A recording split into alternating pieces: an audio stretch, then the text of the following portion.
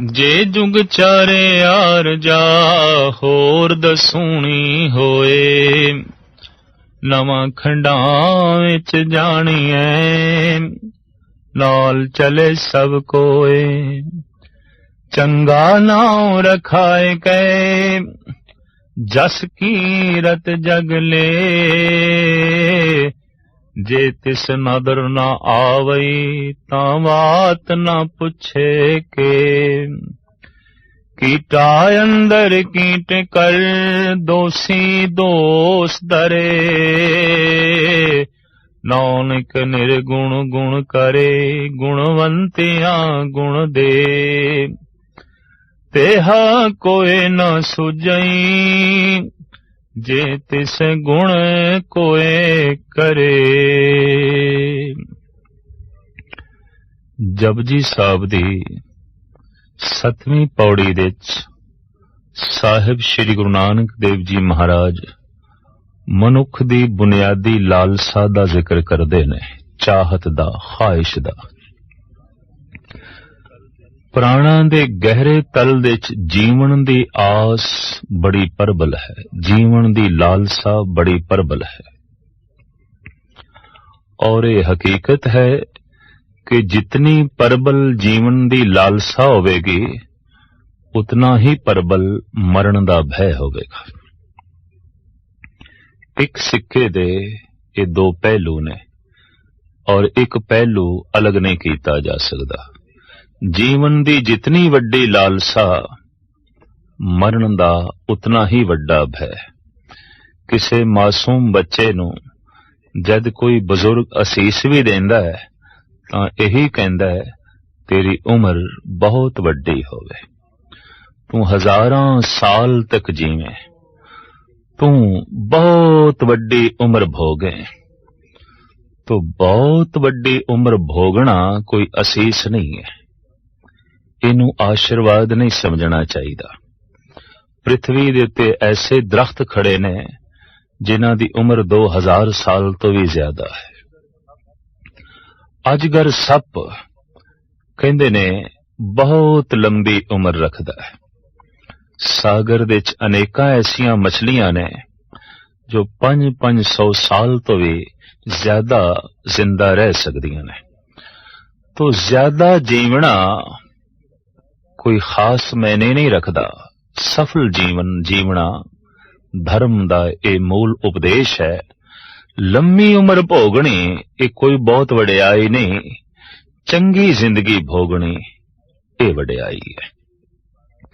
तो सतगुरुदेव जी महाराज दा फरमान है कि जीवन दी चूंकि पहली लालसा वड्डी उम्र है, ज्यादा जीवना है। रोगां दे च ग्रसिया होया मनुख जो दायमी रोगी है, दिन रात रोग दी पीड़ा विच बतीत हो रहा है, वो भी जीवना चाहता है। बुढ़ा हो गया है, हड्डियां दा ढांचा हो गया है, चलण दी समर्था नहीं रही, सुनन दी समर्था नहीं रही, कुवते गोयाई भी नहीं रही, सोच शक्ति भी नहीं रही, पर जीवना वो भी चाहता है।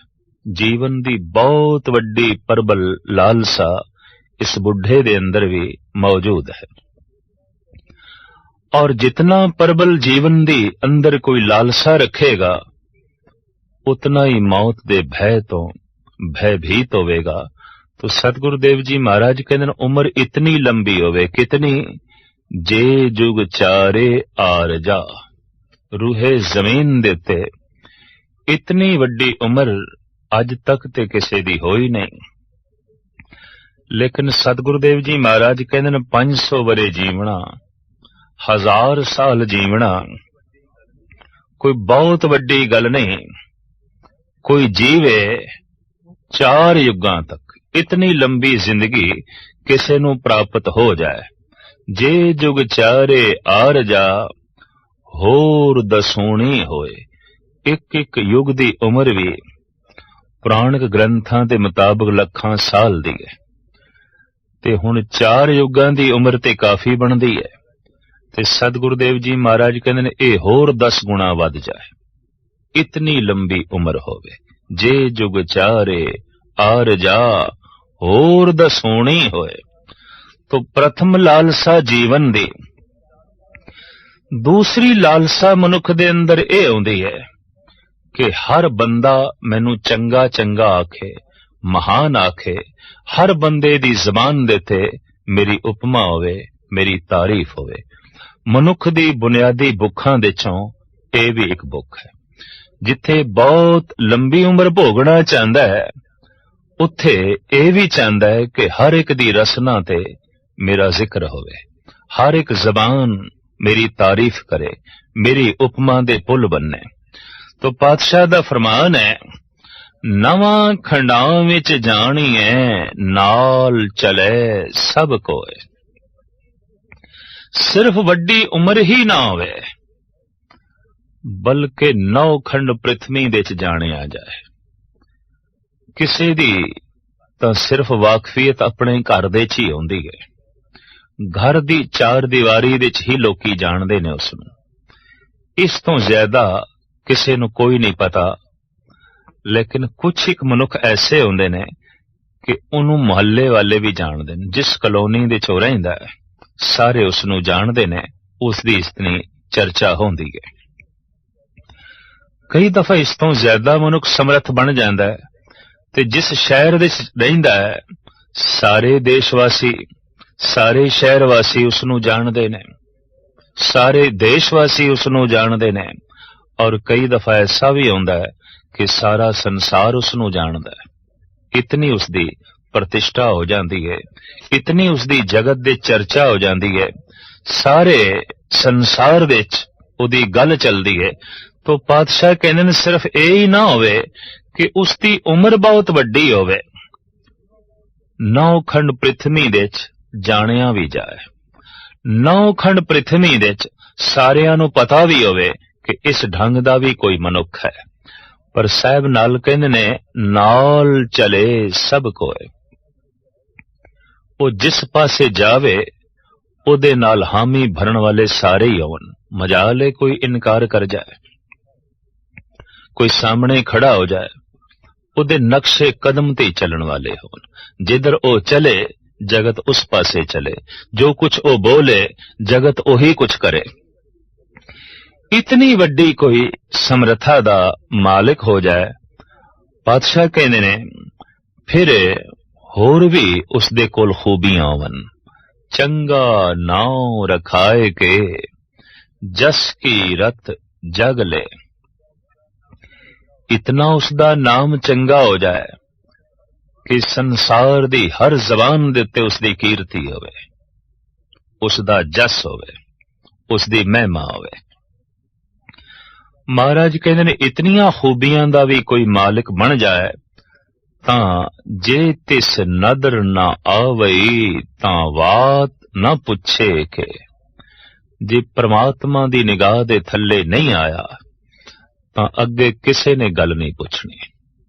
भाव जीवन व्यर्थ चला गया। मनुखां दी नजरां तो उच्चा उठना आसान है, परमात्मा दी निगाह दे थल्ले आ जाना औखा है, बहुत कठिन है। जीवन दी प्रबल लालसा इस गल दा सबूत है कि जीवन दे च कोई पूर्णता प्राप्त नहीं हुई। जिस दिन पूर्णता प्राप्त हो जाती है, जीवन दी लालसा खत्म हो जाती है। जिस दिन पूर्णता प्राप्त हो जाती है, मरण दा भय भी खत्म हो जाता है। बुनियादी रूप विच ते भय मनुख दे अंदर इक्को ही है, मरण दा, और कोई भय नहीं है। मनुख जद भी डरदा है, मौत तो डरदा है। सप तो मनुख नहीं डरदा, सर्प दे अंदर छुपी हुई उसनू अपनी मौत दिखाई देंदी है, उस तो डरदा है। मनुख शेर तो नहीं डरदा, शेर दे अंदर उसनू अपनी मौत दिखाई देंदी है, इस वास्ते वो एक पासे हुंदा है।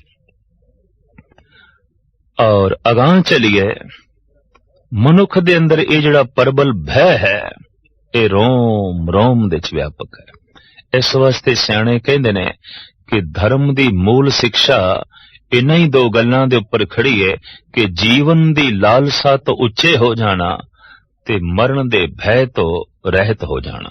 भय ते मरण दा ही है। ते मौत शास्त्रकारां ने कई तरह दी मनी है। आर्थिक मौत, राजनीतिक मौत, समाजिक मौत, धार्मिक मौत, शरीरक मौत, बौद्धिक मौत। मौत दे इन्ने अनेकां पहलू ने। आर्थिक मौत, दिवालिया हो गया है, बाल बाल करजाई हो गया है, देना सारियां दा है, लेना किसे कोल भी नहीं। लोकी कहंदे ने इस दी ते आर्थिक तौर ते मौत हो गई, ये ते खत्म हो गया। अर्थ दी दुनिया दे च ये मिट गया, धन दी दुनिया दे च ये खत्म हो गया। तो चर्चा चल पैंदी है इहदी आर्थिक तौर ते मौत हो गई। समाजिक मौत, कोई कलंक लग गया है, कोई दाग लग गया है, जगत दे च अपजस हो गया है। तो आम चर्चा चल पैंदी है भी इस बंदे दी ते समाजिक तौर ते मौत हो गई है। मुड़ के इसदी प्रतिष्ठा बन सके, इहदी इज्जत मान वडियाई बन सके, गल औखी। जिस तरह मुर्दा जिंदा नहीं हो सकदा, इस ढंग दी भी किसी वक्त समाजिक तौर ते बंदे दी मौत हो जाती है। मुड़ के समाज दे च रुतबा प्राप्त करना औखा हो जाता है।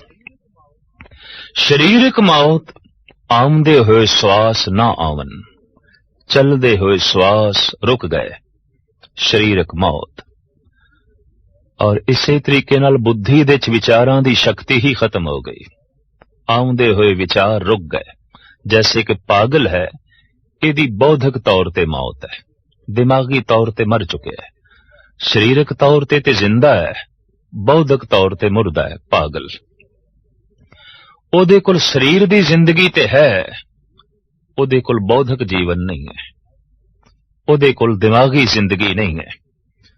ते बौद्धिक जिस दे कोल जिंदगी नहीं है, वो ते मनुखता तो भी थल्ले चला जाता है, बल्कि पशुआं तो भी कई दफा ज्यादा थल्ले चला जाता है। इस वास्ते दरिंदे पशुआं तो जिथे भय लगता है, पागल तो भी डर लगता है, क्योंकि बौद्धिक तौर ते मरिया होया है, सिर्फ शरीरक तल दे उत्ते जी रहा है। तो भय मरण दा है। ये मरण चाहे बौद्धिक होवे, चाहे शरीरक होवे, चाहे समाजिक होवे, और चाहे आर्थिक होवे, ते चाहे राजनीतिक होवे। समुची दुनिया दे हर देश दे च ऐसे मनुख हैं, घूम रहे ने अजे भी, जिन्हां नूं वेख के लोकी कहंदे ने कि राजनीतिक तौर ते इन्हां दी मौत हो चुकी है। किसी वक्त उन्हां दी गल चलदी सी, किसी वक्त राजनीति दे आसमान ते सूरज दी तरह चमकदे सन, अज तारियां दी तरह टिमटिमाना भी नहीं है, खत्म हो गए। राजनीति दे च अज गल नहीं है, अज चर्चा नहीं है। तो कह दिता जाता है फलाने दी राजनीतिक तौर ते मौत हो गई, खत्म हो गया। धार्मिक मौत एक रूहानी मौत भी है। गुरु नानक देव जी महाराज उसका जिक्र करते ने, आखां जीवां बिसरे मर जाऊं। ए अकाल पुरख, जद मैं तेरी चर्चा करदा, तेरा जिक्र करदा, तेरी उस्तत करदा, तेरी याद अंदर चलदी है तो जिंदा रहना, ते जद नहीं अंदर याद चलदी तो मर जाना। मरणं बिसरणं गोबिंदे, जीवणं हर नाम ध्यावणे। गोबिंद नूं भुल जाना, परमात्मा नूं भुल जाना। गुरु अर्जन देव जी महाराज भी कहंदे ने मौत है, पर रूहानी मौत, अध्यात्मक मौत।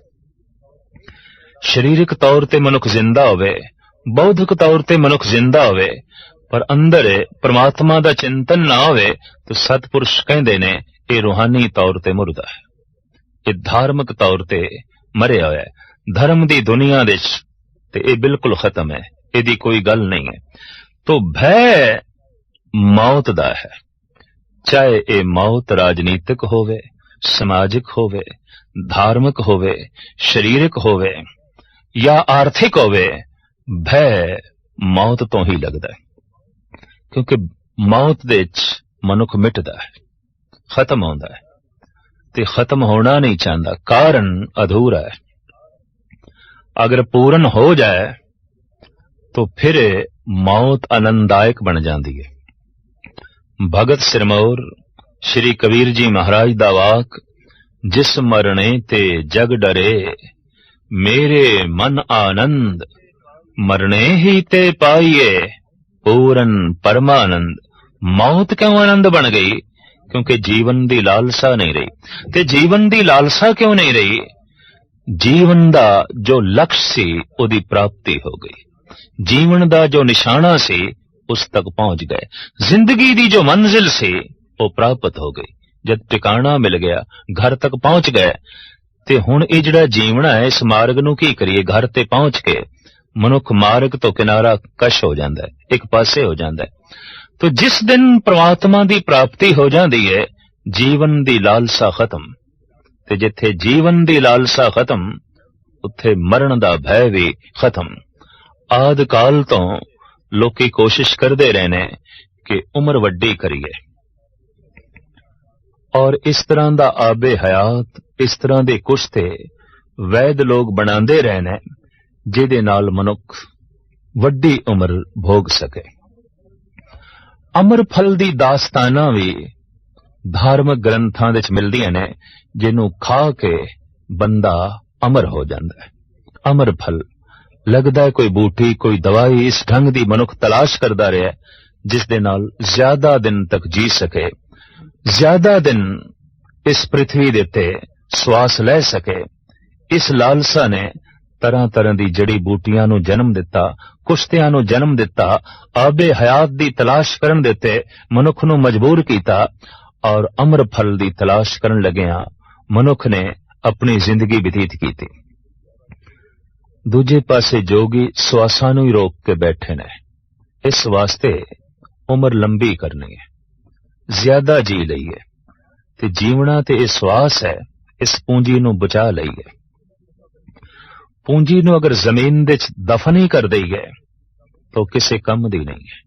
ते ठीक है, पूंजी दा मनुख पूंजीपति बना रहिंदा है, लेकिन पूंजी किसे कम नहीं, न किसे दे कम आई, न अपने कम आई। श्वासां नूं रोक के जो बैठ गया है, जीवन व्यर्थ गवा रहा है, समा व्यर्थ जाया कर रहा है। लेकिन लंबी जिंदगी भोगण दी लालसा इस तरह की साधना करन देते भी मजबूर कर दी है, और इस तरह की साधना जे किसी की सफल हो जाए तो साहब कहते ने वो इतना जीवे जितना कि 4 युग ने। ते 4 युग ही क्यों, उसकी जिंदगी इतनी लंबी होवे कि होर 10 गुणा बढ़ जाए। सारी दुनिया दे ओदा जस होवे, सारी दुनिया दे ओ जानिया जाए, ते जिधर जावे ओदे नक्शे कदम ते चलण वास्ते हर एक तैयार होवे, हर एक दी रसना देते उसकी कीर्ति होवे, उसकी महिमा होवे। पर जो परमात्मा दी निगाह दे थल्ले नहीं आया, तां साहिब कहंदे ने अगां चल के इसदी किसी ने गल नहीं पूछनी, ते होवेगा कि साहिब गुरु नानक देव जी महाराज दा फरमान, कीटा अंदर कीट कर दोषी दोष दरे। कीड़ियां दे चों कीड़ा सब तो निखिद है बिष्टा दा कीड़ा। उत्तम कीड़े भी हैगे ने, जैसे रेशम दा कीड़ा शहतूत दे पत्ते खांदा है, रेशम उगलदा है। उस कीड़े नूं वेख के असी घृणा नहीं कर सकते, पर जो बिष्टा दे च ही रुल रहा है, बिष्टा ही खा रहा है और बिष्टा हो गया है, कीड़ियां दे चों ये निखिद कीड़ा। तो कोई इतनी महिमा दा मालिक होवे ते परमात्मा दी निगाह दे थल्ले नहीं आया, साहब कहंदे ने कीड़ियां दे च ऐसा कीड़ा बनेगा जो बिष्टा दा कीड़ा है, निखिद कीड़ा है। कीटा अंदर कीट कर दोषी दोष तरे। इस दोषी दे उत्ते तरह तरह के दोष आयद होणगे कि तू मनुख दी नजरां तो उच्चा उठण दी कोशिश कीती, परमात्मा दी निगाह थल्ले आण दी कोशिश ना कीती। तू झूठा सन्मान प्राप्त करने की कोशिश की थी, तू सच्ची इज्जत मान वडियाई प्राप्त करने की कोशिश ना की थी। अंजाम की होया, कीटा अंदर कीट कर दोषी दोष दरे। पर साहिब गुरु नानक देव जी महाराज अगे फरमान करते ने, परमात्मा दे दरवाजे हमेशा लई किसे वास्ते बंद नहीं। अगर कोई द्वार ते दस्तक देवे, भावें मुद्दत बाद देवे, किसे वक्त भी देवे, परमात्मा द्वार खोलण नूं तैयार है।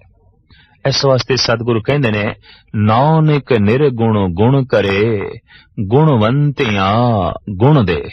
वो ऐसा बख्शिंद है, ऐसा दयालु है, जिहदे कोल कोई भी गुण ना होवे पर उसदा द्वार खटखटा देवे, गुणा नाल उसदी झोली भर देंदा है।